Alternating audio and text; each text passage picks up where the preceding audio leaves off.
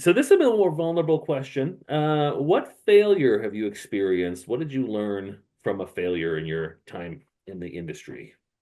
Yeah, so I don't know if it's as much of a failure as kind of just a learning curve Hmm.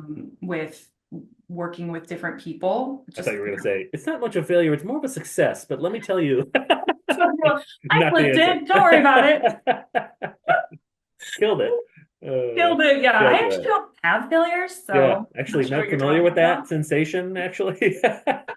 Yeah, Sorry. no, that's The learning curve. Sorry to interrupt. The learning curve. so no, you're good. So just a learning curve of like figuring out how to interact with different personality types, I think has been a huge Mm, because it is hard for me with my personality to know how to interact with people who are super direct or with people who they're not trying to hurt your feelings, they're just that's just who they are, and so yeah. it's kind of a that's been a huge learning experience for me is figuring out how to communicate with people, all different people, all different personality types.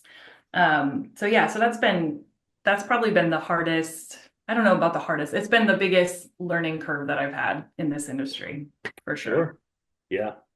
Yeah. And that's also, it's a good skill to develop in sales because Hmm. we all communicate differently. And in this industry in particular, I mean, not just the clients, but there are a million different kinds of realtors and a million different kinds of lenders, a million different kind of title reps, and just Yeah. like the people that are involved, there's 100 personalities involved in a transaction. So, do you Yeah. have is there a personality assessment like Enneagram or Myers-Briggs or anything like that where you kind of have in your mind when you're trying to suss that out? Do you have a framework?